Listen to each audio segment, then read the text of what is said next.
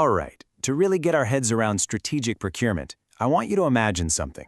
Picture yourself as the owner of a brand new, high-end restaurant. We'll call it the Strategic Plate.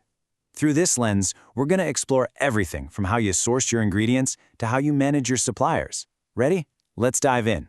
So, you've opened your restaurant. You might think that your success is all about the amazing food you're putting on the plate, right?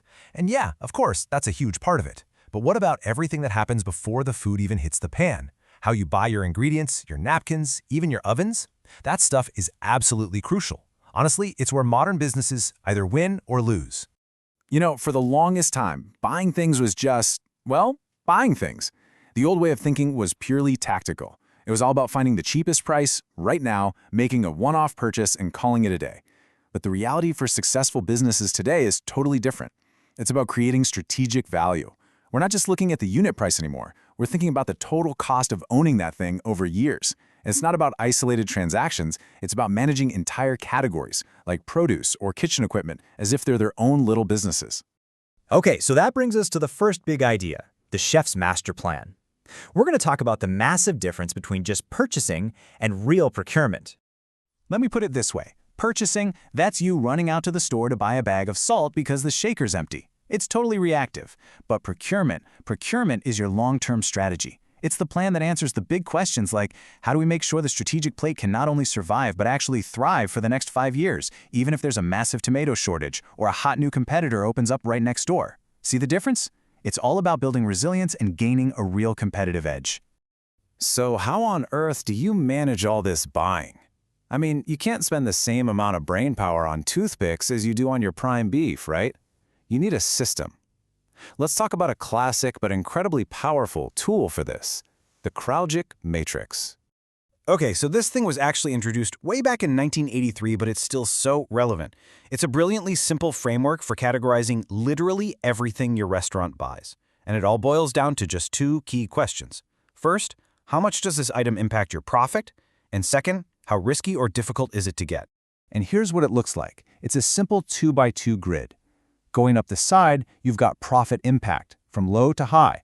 And going across the bottom, you've got supply risk, also from low to high.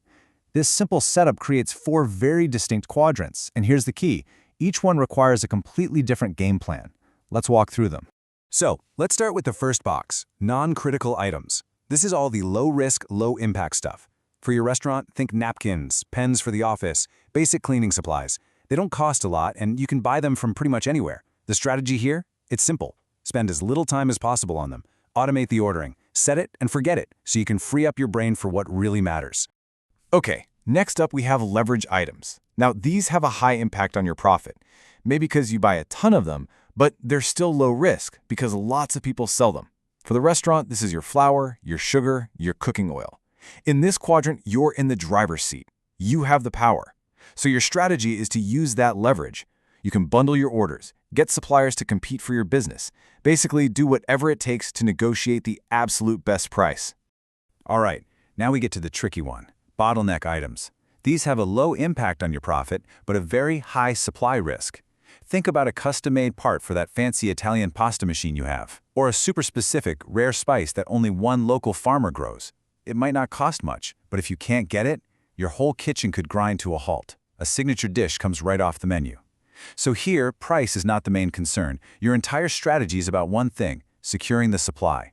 Maybe you keep extra on hand, or you work hard to find a backup source, just in case. And finally, we have the most important quadrant of all, strategic items, high risk and high impact. This is your signature Wagyu beef that you can only get from one specific farm in Japan. It's that exclusive rare wine that people talk about and travel for. This stuff defines your brand. It's why people come to your restaurant.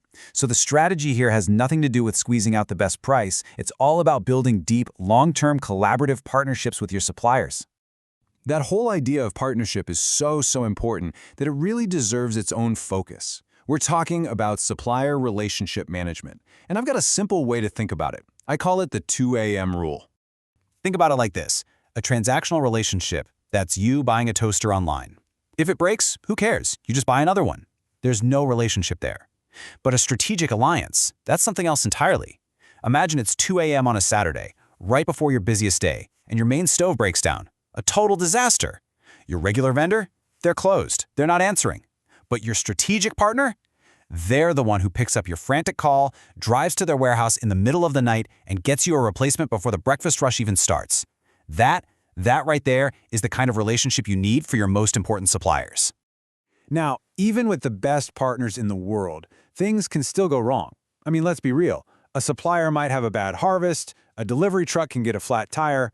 That's why learning how to manage risk is an absolutely essential skill for you, the restaurant owner. And speaking of risk, chew on this statistic for a second. According to a study by Deloitte, we spend all this time and energy negotiating the perfect contract. But get this, the vast majority of risk, a whopping 70% of it, happens after the deal is signed. Yeah, 70%. That number represents all the real-world dangers that can totally sink your restaurant. We're talking about late deliveries, spoiled ingredients showing up at your door, or a key supplier suddenly going bankrupt. The real risk isn't the price you agreed to in the contract. It's the actual performance, or lack thereof, that you get day in and day out. The perfect way to think about this is the classic iceberg metaphor.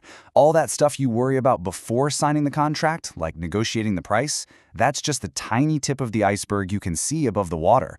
The huge, dangerous mass lurking beneath the surface, that's all the risk that comes after the award. It shows you that managing risk isn't a one-time thing. It's a journey you have to be on every single day. So how do you protect your restaurant from that giant hidden iceberg of risk? Well, this is where your contract becomes your value shield. It's not just a piece of paper with a price on it. It's a shield armed with powerful protective clauses, things like warranties that guarantee the quality of your ingredients, or what we call liquidated damages, which are pre-agreed penalties if a supplier delivers late. These are the tools that defend your business when things inevitably go sideways. Okay, but in today's world, running a truly great restaurant is about more than just making a profit and dodging risks. It's bigger than that. It's also about being an ethical business and understanding that you're part of a bigger team. And that brings us to ESG and stakeholders. So ESG, it stands for Environmental, Social, and Governance. For a restaurant, this isn't just jargon. It's about making real commitments. On the environmental side, it could be something like switching all your takeout containers to compostable ones. For social, it's about making sure the farm workers who pick your vegetables are paid a fair, living wage. And governance, that's you doing your homework and vetting your suppliers to make absolutely sure they have ethical business practices and aren't cutting corners. And here's the thing, you can't do any of this alone. Not a chance. Procurement is a team sport, period. Your success is going to depend entirely on how well you can build and manage relationships with everyone who has a stake in the game. Let's think about who's on your team. You've got your internal stakeholders, that's people like your executive chef who actually has to cook with the stuff you buy, and your accountant who's got to manage the money. Then you have your external stakeholders, the farmers, the delivery drivers, the suppliers themselves. And if there's one secret to success here, it's this: early engagement.